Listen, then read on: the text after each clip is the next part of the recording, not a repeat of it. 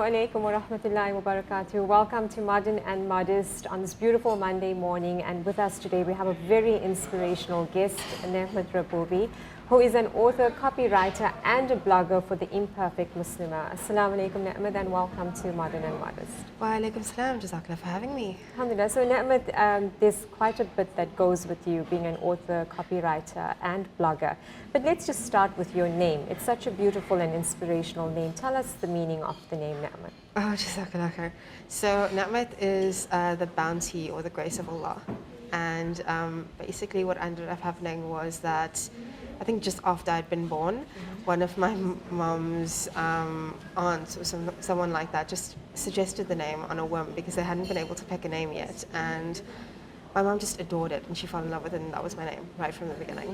It's a little difficult just because not that many people know how to pronounce it, but it's a lovely name, so alhamdulillah. Alhamdulillah. So having the name Nehmat, it's definitely been a bounty on us having you to be an author and copywriter and blogger about The Imperfect Muslimah. So tell us about your journey with writing. When did it start out for you, and how has this made a difference to you and other Muslims out there? So writing from the beginning for me, I actually can't remember when I started writing. That's how long it's been. Alhamdulillah, I always used to entertain myself by making up stories and just sort of trying to stretch my imagination. But when I started writing about Muslim characters, it changed something for me. And that happened, I think, August of 2017 was when I started, the 1st of August. Because I was very dramatic back then and I wanted a momentous date for myself, so I started at the beginning of the month. And it unlocked something for me because that was the first story that I ever finished. And I realized how important it was to have representation and to have characters that were like me, because they helped me to identify with themselves. Before that, all of my characters were almost caricatures because I couldn't really put any soul into them. So that was really, really interesting for me. And then I found, not even with the first week or something like that, I had people commenting on the posts and I had them saying that they found entertainment from them. After that, when I began to grow as a writer and I found myself writing about things in the community that I saw happening and that I was not happy to see, I had people reach out to me and say, you know, the things that you're portraying when you're writing are things that I went through. And to see all of these comments for people to invest their emotions into fictional characters, they have all of this support for the fictional character, but I was in that same situation, and it makes me feel as though I can be brave because real people. Okay, Nehmat, so you've accomplished your first book in 2017. From 2017 to date, have you written any other books thus far? So I'm going to have to correct you because that happened in 2018. 2018, all right. In 2018, I had a ton of time and inspiration and things like that, and I managed to publish 2 books in 2018. Right. I published Chains of Fear, and then about 6 months later, I published The Art of Mutual Destruction. And between then and now, the other thing that I published entirely online and freely was a story called Resisting Taqdeer, which is the longest story that I've written to date. And it focuses on spousal abuse, but not from the very stereotypical viewpoint of physical abuse. It's more about emotional and the impact that gaslighting can have, and that's entirely freely available just because I wanted that story to do more than just be something to entertain. I wanted it to bring awareness, and I don't want to put a paywall behind that. Okay. So let's go back to the 2 books that you've published. Obviously, within 6 months to have done a second book, definitely put in a lot of time and effort for you to be able to get it complete from start to end.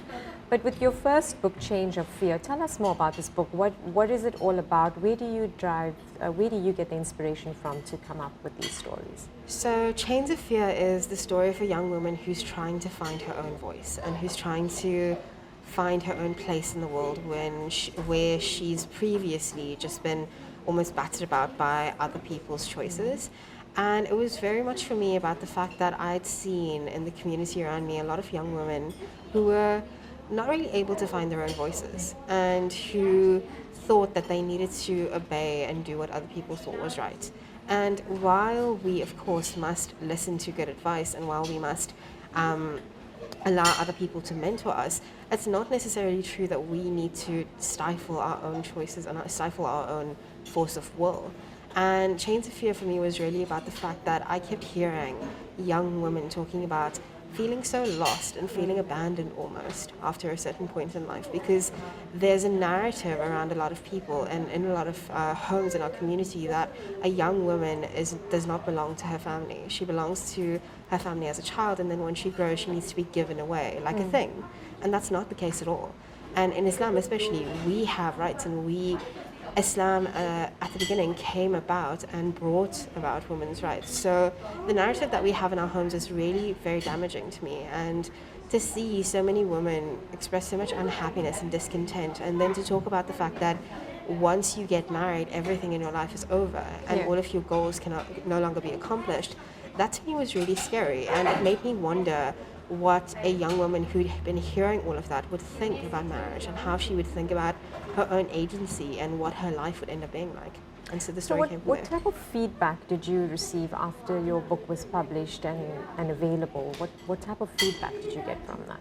I had a lot of people finding it, like a good love story and things like that. But then I also, which was really, really lovely for me, had people commenting and telling me that they identified with the protagonist, they identified with Amara, and they felt almost like they were rooting for her, because her struggles were struggles that were similar to the ones that they had been going through.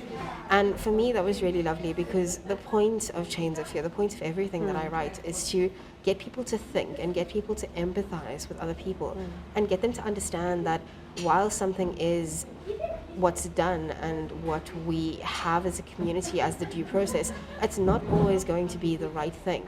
And even though something seems like it's minor or insignificant to you, it might impact someone else in a huge, huge way, and we should be more understanding of that. Well, the reason I ask you for the feedback, because it's rather disturbing that in the era that we live in today, do you actually still find women in our community that don't have a voice? You would think that things would have evolved and something like this would have happened back in the day, but it's obviously quite prevalent if you've received that kind of support and feedback. Absolutely. You'd think that we're so modern these days that it's not necessary to be fighting for women's voices anymore. But it's absolutely necessary for us to be fighting. And I think what's happening now is that there's a lot of almost lip service. So there are women who are being put on the front of advertising campaigns. There are women who are being lifted into positions of power, but they're not being listened to. So it's more about ticking a box, and it's more about visible representation than it is about truly representing other people. And that's something that's really, really important for me as well, because we have representation in mass media, in globally. We have, the Nike hijabs, we have all of those things. But are people being listened to? Is change being made on a grassroots level? Or are you showing us that you are so inclusive and then behind closed doors dismissing the people that you're trying to include publicly? Okay. What about your second book? What was the story behind that book? So The Art of Mutual Destruction is about redemption. And it comes from the wondering that I had about how bad is too bad to be redeemed, and where can we draw the line? Because a lot of people, when they're sinning and when their lives are going in the wrong direction, will think, I've hit a limit and I can't go back, I can't be better, I can't improve. But that's never the case. We are taught in the Quran that everybody can be forgiven if you are heartfelt in asking for your forgiveness. And so those two characters are in a position where they need to find redemption, and they need to try to find their way back into good. And they've been socialized and they've been brought up in communities that don't really care about being good people. It's more about power and how they try to claw themselves away from that.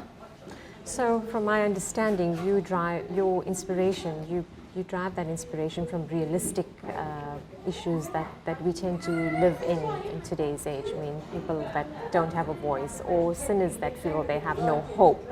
And that's how you come out with your storyline? Absolutely. So it will be a lot of different things. I'm not the type of person who plots writing very well. It will be more for me that a scene comes into my head, or a a glimpse of a few characters will come into my head, and then they develop as I write, rather than me choosing an issue that I want to focus on and then taking the story from there. So it's a bit subconscious for me, and it definitely, I will find after I'm reading back what I've written that there are specific things that I'm picking up, and that the specific things that I'm seeing around me that I include into those characters. Okay. Would you tell us about, now you've done the bit on writing the book, right? Yes. Was it challenging for you to now get the book published? That's one. And what was it like for you to get your books out there to the world? Take us through that. Was it difficult for you? What hope would you give other writers? Right, so the publishing industry as a whole has opened up hugely with the advent of self-publishing. It's much easier for someone now to write a book and then put it onto Amazon. And that's a way for you to then, and you can contact printers, you can contact cover designers and editors and things like that. So it's not necessary for you to get the external validation of having somebody else pick your book as good, which is really, really lovely in terms of the fact that we don't or our publishers don't always want to invest in diverse books because there's no built-in market that they think will be available and will be able to purchase the book. They haven't been shown that the diverse market is a good consumer in terms of, the rand value of them. But the problem with all of that is that the market is so saturated at the moment. There are so many people who are trying to get their voices out there. There are so many people who want to use writing as a way to make money that it's very, very difficult for you to differentiate yourself from somebody else. And so the marketing is the hardest part for me of publishing. Writing, alhamdulillah, I know what I'm doing there. It's all right. But marketing, and I think especially marketing for yourself in an environment where we're taught to be modest and where we're taught to not be arrogant, can be incredibly difficult because to market, you have to sell yourself. And to sell yourself, you have to have that confidence and you have to have that spirit where you're going to pursue selling yourself. Okay, so we're going to stop on that note and take an ad break, and when back you can give us more tips on that.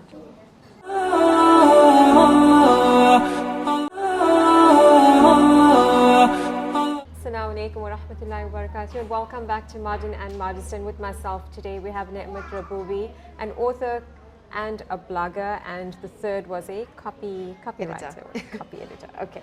So Ni'mat, just before our ad break, we chatted about the books that you've successfully published, and just some tips for upcoming writers if they want to actually get their voices out there. What tips could you share with our viewers?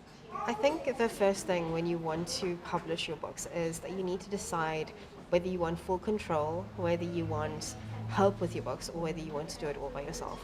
Because there are three different types of publishing that are out there these days. There's traditional publishing where you go to a literary agent and you get them to sell you on your behalf to a big publisher, and they're the ones who invest in you. The second thing is vanity publishing or hybrid publishing or indie publishing. It's got many names. And that's where you take control of the process, whereby you perhaps contract someone out to handle all of your services that come with publishing a book, which is your editing, your cover design, your typesetting, all of those things.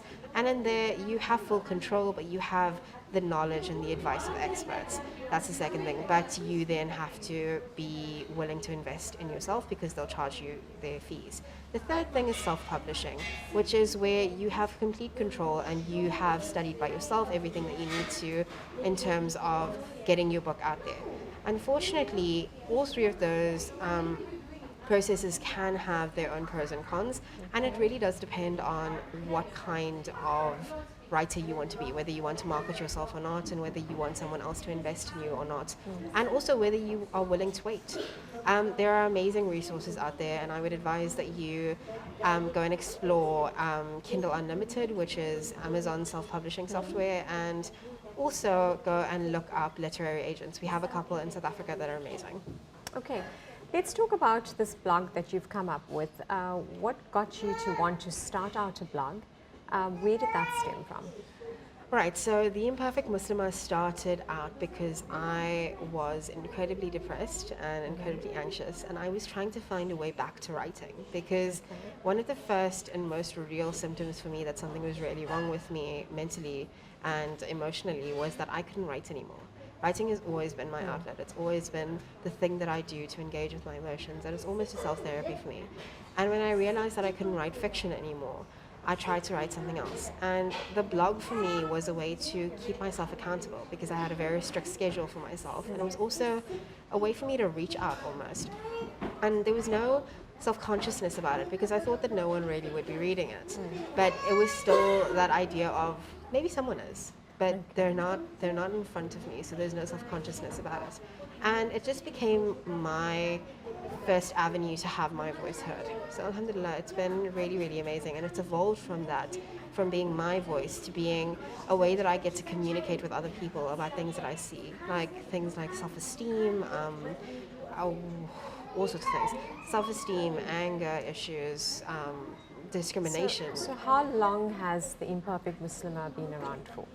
I started it in April of 2017, so just over 2 years, alhamdulillah. All right.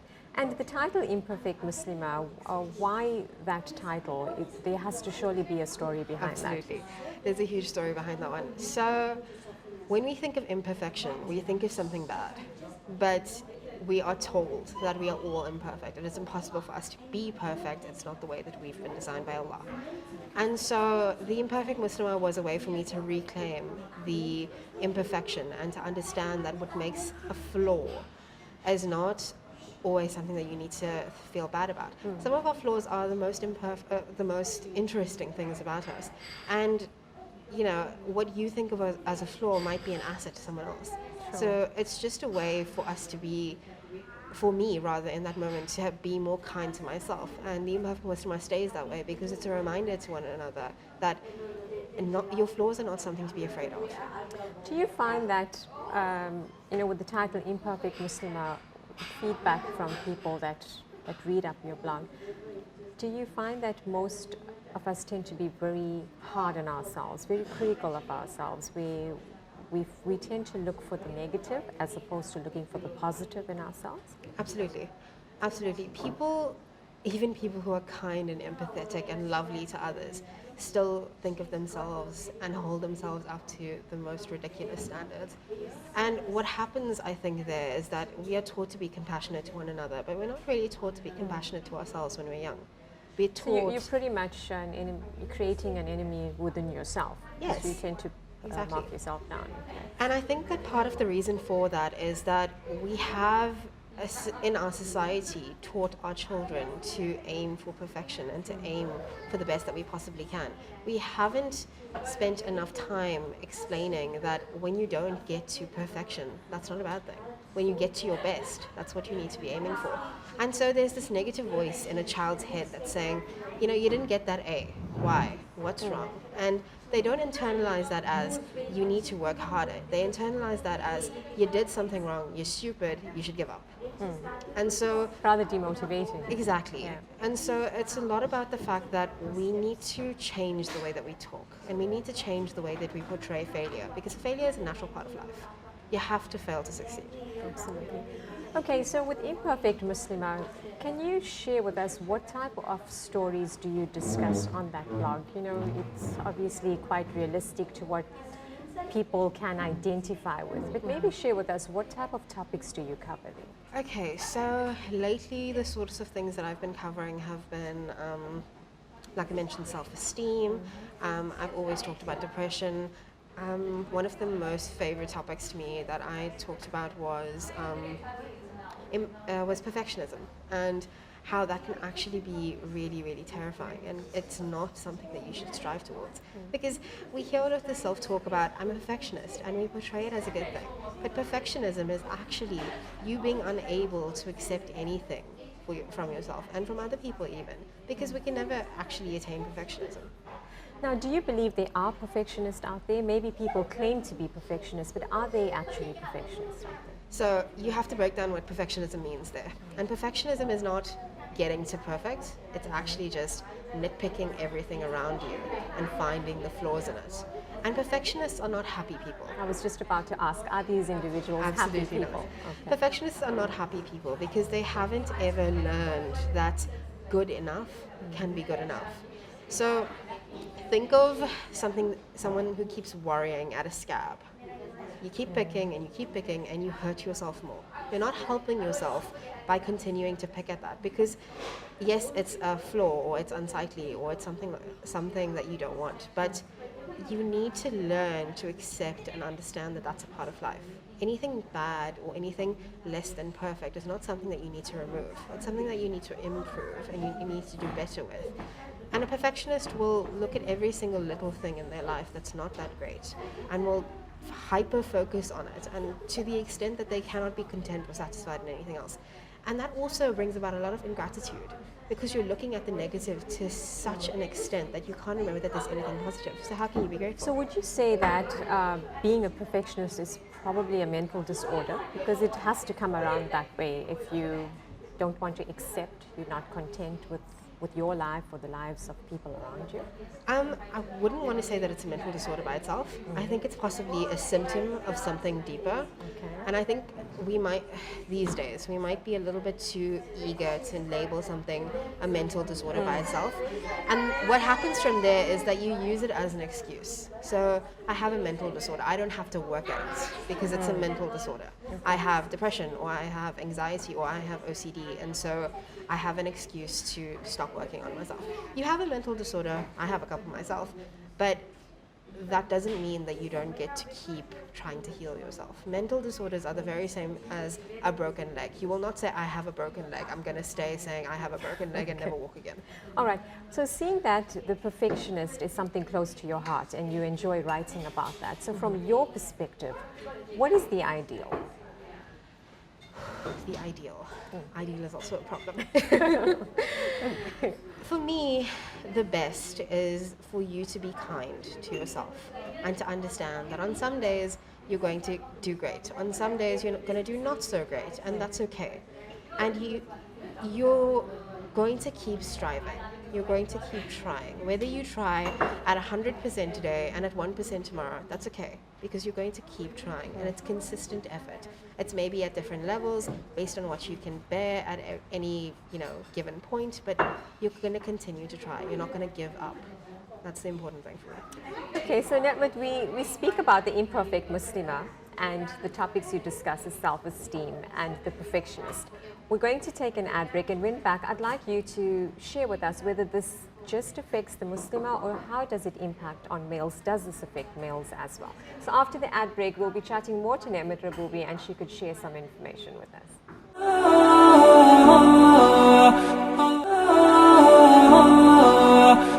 Assalamu alaikum wa rahmatullahi wa barakatuh. Welcome back to Modern and Modest, and with me we have Netmat Raboubi, and the topic we're discussing is the imperfect Muslimah, the blog that Netmat's created.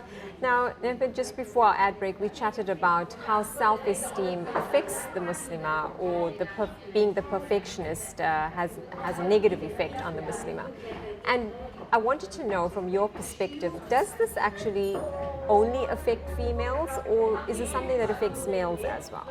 It affects females and males, and I think what's happening in our community especially is that there's a lot of different self-talk, and there are a lot of differences in the way that we socialize men and women. So women are stereotyped, unfortunately, to be the chatty species, where we have a connection with our emotions and that kind of thing. And then you get men who are taught that emotion is a bad thing. It's a feminine thing, and so it's lesser. And I think that can be incredibly harmful towards men. I'm not a man, obviously, so I don't have personal experience with this, but I've seen that we teach men that emotion is something that is toxic and should be feared. And so it gets buried deep beneath them, and buried deep within them. And so they are unwilling to talk about it. And they're so unwilling to talk about it that they refuse to even admit that it exists. And you see so many angry men out there because they've been hurt and they've been left and they've been abandoned to their emotions. And they internalize all of that, and it turns toxic, and it turns into hatred and anger. And then we see men who hate women, who hate themselves, and who cannot form positive relationships with anyone else. So I guess with men, it's pretty much a mindset where if I have to show any form of, express any form of emotion, it's going to sort of make me come across as being a weak individual. Because with men, you look at them as being strong and upright and being able to handle any situation that they're put in. So what advice would you be able to share with our male viewers? How would you deal with a situation like that? Because I don't think there's many male blogs that they could go back to and shadow. I don't even know if men actually take the time out to introspect on themselves. There are some really, really lovely resources. My mind has unfortunately just gone blank, so I can't give you anything in particular. But I think the advice that I would give is you need to acknowledge that you have emotion and that emotion is not something to be afraid of. And I think what happens, and it's the same with men and women. We're sort of damaged by our upbringing in different ways. And women are taught that they're too emotional, and so emotion is something that they are the custodians of, and logic is a manly thing. Yes. And then men are taught that emotional emotions and being emotional is a female thing, and they should completely remove themselves from it.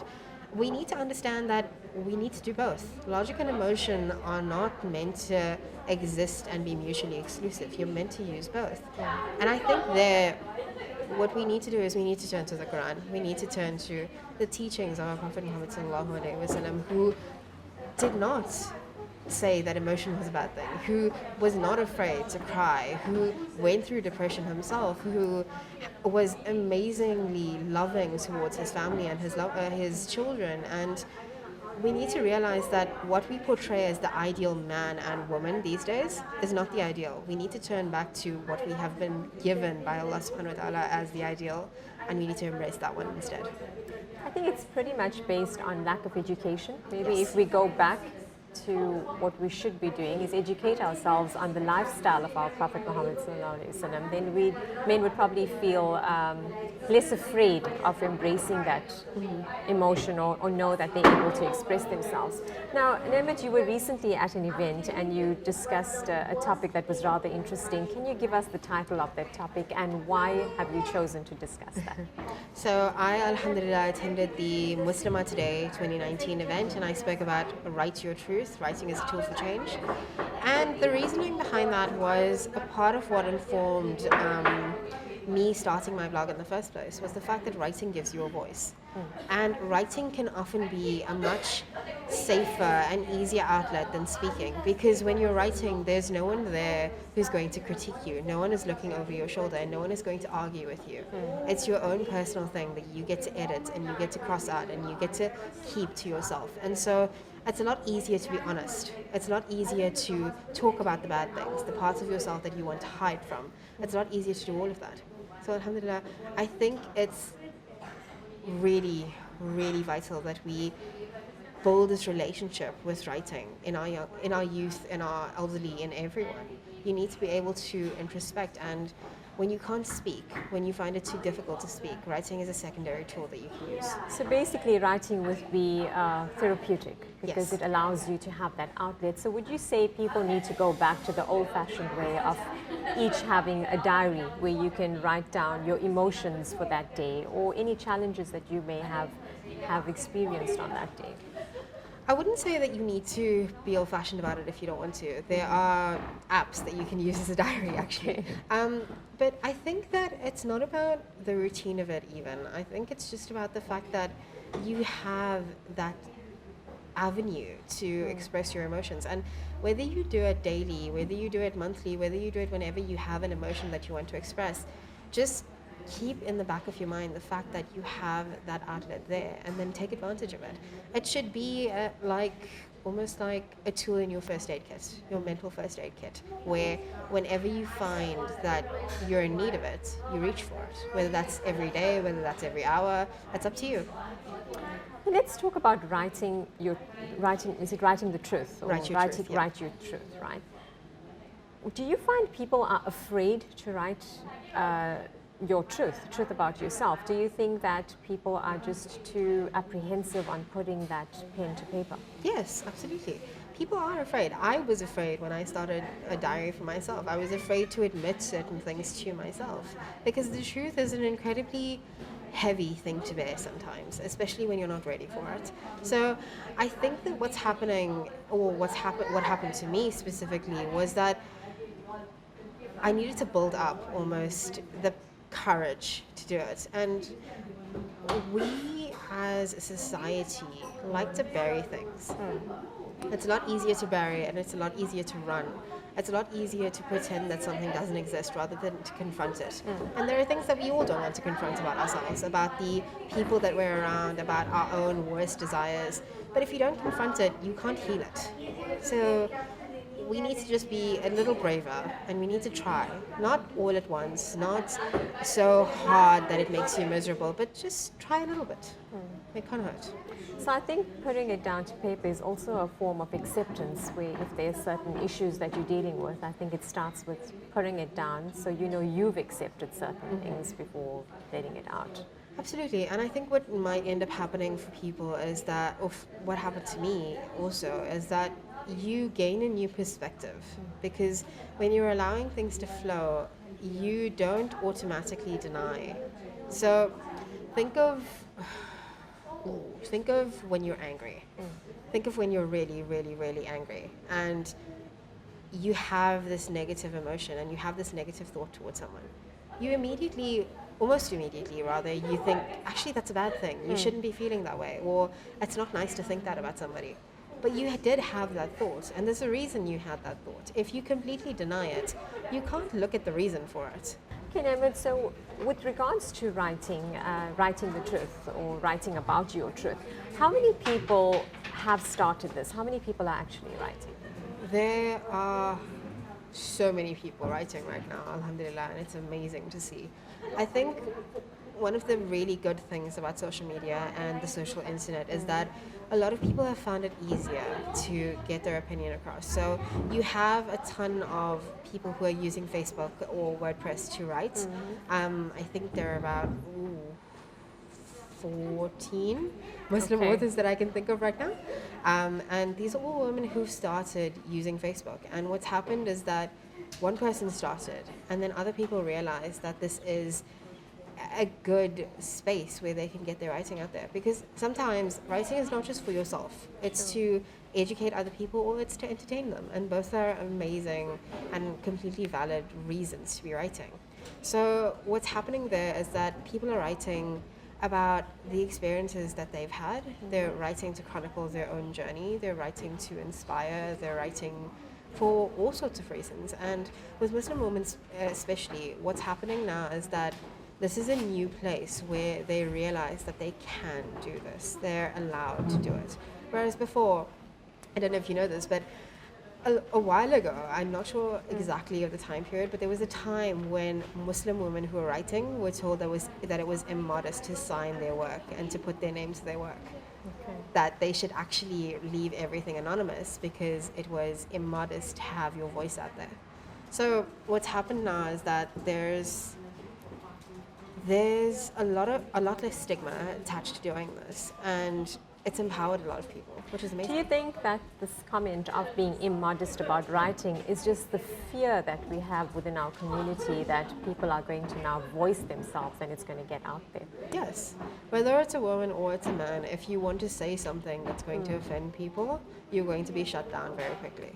Because I think people don't you want need to to have a very strong mind to know what's coming and rather allow it to motivate you rather than demotivate. You need to have a strong mind, you need to have a strong sense of self, and you need to have a strong sense of your bond with Allah subhanahu wa ta'ala, because people are going to question whether or not you are a true Muslim if you say anything against them.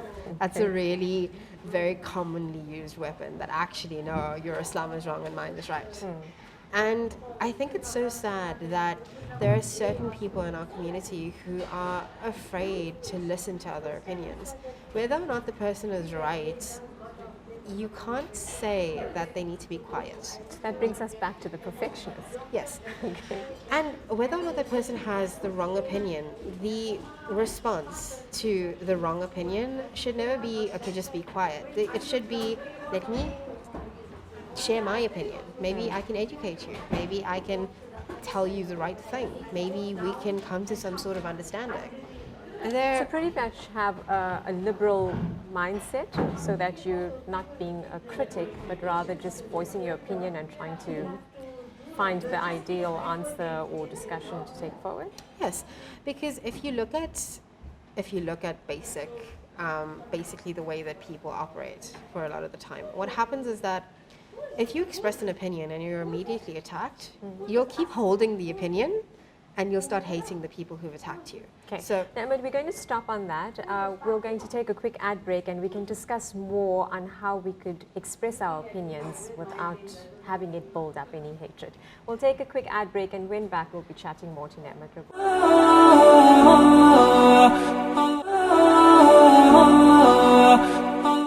Assalamu alaikum wa rahmatullahi wa barakatuh. Welcome back to Modern and Modest, and our discussion today with Netmat Rabubi is all about just about the perfectionist, self-esteem, writing, and the blog that she's created, The Imperfect Muslimah. So Netmat, just before our ad break, we spoke about why people are apprehensive on putting out their opinion and how can we change that mindset in order to calm the waters of, I don't know, just calm that anger or that resentment that tends to build up. So a lot of the time people are afraid to speak, and I've been afraid to speak at certain times because you're afraid of other people attacking you. You're afraid of other people who don't want to hear what you have to say, trying to shut you down and creating a mob mentality. And I think it's incredibly sad that when we hear a different opinion, our immediate reaction is to shut it down because we're afraid and we're uncomfortable of that different opinion. We should be seeking to educate one another. We should be seeking to listen to one another and to listen to one another's experiences so that we can find some sort of understanding. We're not meant to ostracize other people so that they can go into their own corner by themselves and start hating one another. That's how we get groups of people who are so easily able and willing to go to war, to hate, to kill one another. And I think that we've forgotten that everyone is entitled to an opinion. Everyone is entitled to express what they're feeling. They have to be respectful about it, or rather we would like that they be respectful about it, but we can't say, I don't have that experience, so that experience can never happen. Even if you're talking about your own personal experience, I'm going to decide whether it's true or not. We need to understand that everybody has the right to say what they've been feeling, to comment on something. If they're being rude or derogatory or racist, then yes, you need to call them out. But you can't say that because somebody else's opinion makes you uncomfortable, they need to stop having an opinion. Okay, let's chat about your passion on writing. I know that you're very passionate on writing on mental health in our communities and of course the double standards. Tell us more about this. Okay, so I think that as a community we have been very afraid to talk about mental health. And that's not just the Muslim community, that's the world as a whole. Because mental health, or mental illness rather, for a long time was seen as a sign that you were a witch or a sign that you needed to be locked up somewhere. Again, it's about the fact that we don't like differences and we don't people are embrace afraid difference. of that stigma. Exactly. We've come a long way. Alhamdulillah, we've come a heck of a long way. People will not hide their antidepressants in the bottom of their bag and pretend that they don't know who their therapist is anymore. But there's still fear about mental illness, and there's still assumptions that people make. There is an assumption that if you have a mental illness, then you are not in control of yourself. And therefore, your opinions or your actions are as a direct result of your mental illness rather than being logical actions. So that to me is something that we need to still work on. And then there's the fact that a lot of people are developing mental illness because they're being oppressed in their communities. And they're being oppressed in their communities because they don't agree with the worst of their communities. There are people who are not racist and are not bigoted and are not prejudicial in any way, and are being told that they need to listen to their family or their community and uphold the prejudice that is a tradition in their community. There are people who are being told that because you come from this place and I come from that place, we can't get married because what would everyone else say? It's rather sad that you have to have that in. Absolutely. That's incredibly sad. And we are not taught to be racist, and we are not taught to be bigoted in the Quran. Please show me where that is. It's nowhere. Okay. What about stereotypes? Have you come across stereotypes within our communities? And tell us more about these. Of course, there are so many stereotypes. There's a stereotype that men are strong and manly and don't cry, and women are emotional and get Okay. hysterical. There are so many stereotypes that are almost insidious because it's just an assumption. Have you heard the assumption that a woman can't work on a car as well as a man can? And the question, can you change a tire? Do you like soccer? Do you really like it? Or are you listening because your family does? Or do you want to be one of the boys? We don't realize that people can be diverse in their interests and their actions, and it doesn't mean that they're not as much of a girl or as much of a boy. We don't realize that people don't fit into neat little boxes. People are so changeable, and there's no real divide that we should have in interest or in profession. So you still find that, yes, I agree, there are the stereotypes, but do you find there are people that are stepping out of that? Yes, there are absolutely people who are stepping out of that. There are so many women who are going into STEM professions, which is amazing. There are men who are not afraid to show their emotions, which is also amazing. There are people who are willing to talk about their mental health and be a port of support for other people, or just be a place to rally around, or just be a listening ear. So we're talking a lot, and we're trying to get out of the mentalities that we were brought up in. And I think social media actually is really, really helping us with that. As much as it causes many problems, it's also a way for people to interact, and it's a way for you to find your community and your support structure. So that's really amazing. Okay. So then with regards to mental health and discussions and so forth, have you had any personal experiences yourself? I have had several personal experiences. There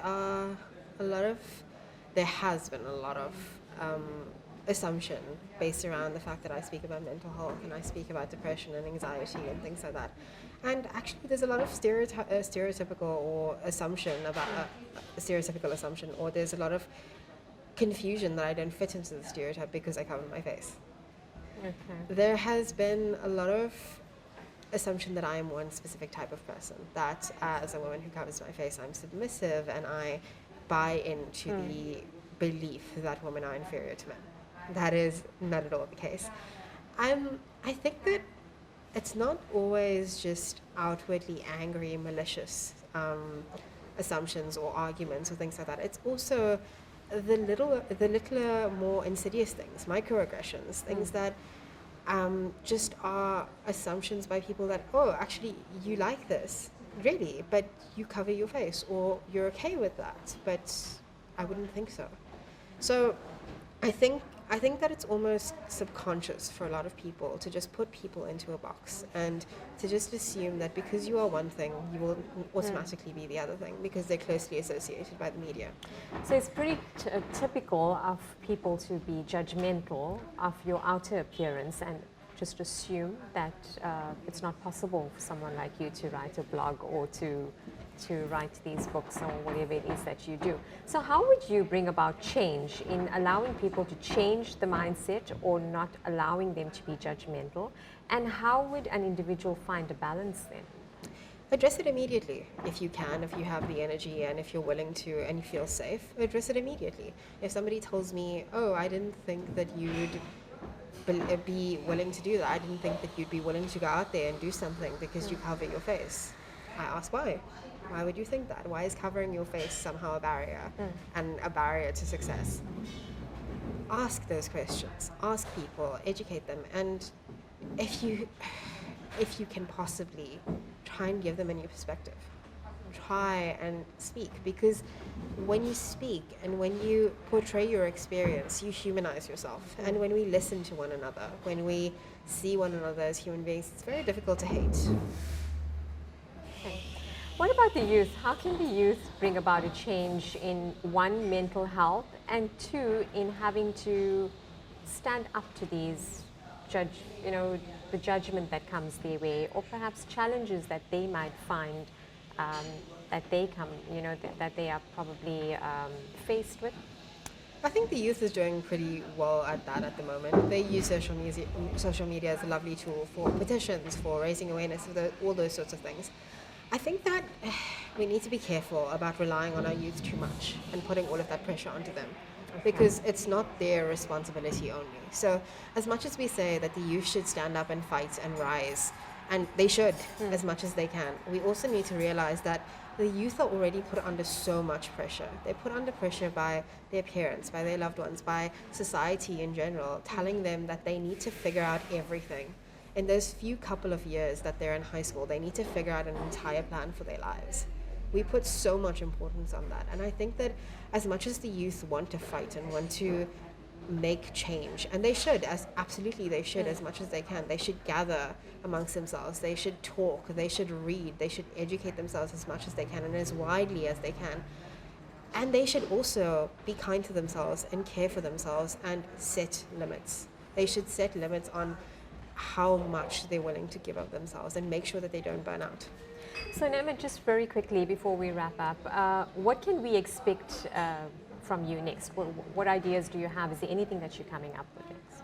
A couple of things, to be very honest with you. I have had a manuscript in the back of my head for about 1.5 years now, and I'm currently working on it. I'm not entirely sure when we'll get to completion, but talking about where I'm busy with that one, and then also really just blogging and whatever I see that I want to talk about. Okay, and your final message to our viewers? Be kind to yourself. I've been saying it over and over again. Just be kind to yourself and be kind to everyone else around you, whether or not you understand them, whether or not you like them, whether or not you think that they deserve kindness. Be kind because you deserve it, and be kind because you don't know everyone else's story. You don't know what's going on behind closed doors, and you don't know their motivation for why they behave the way that they do. All right.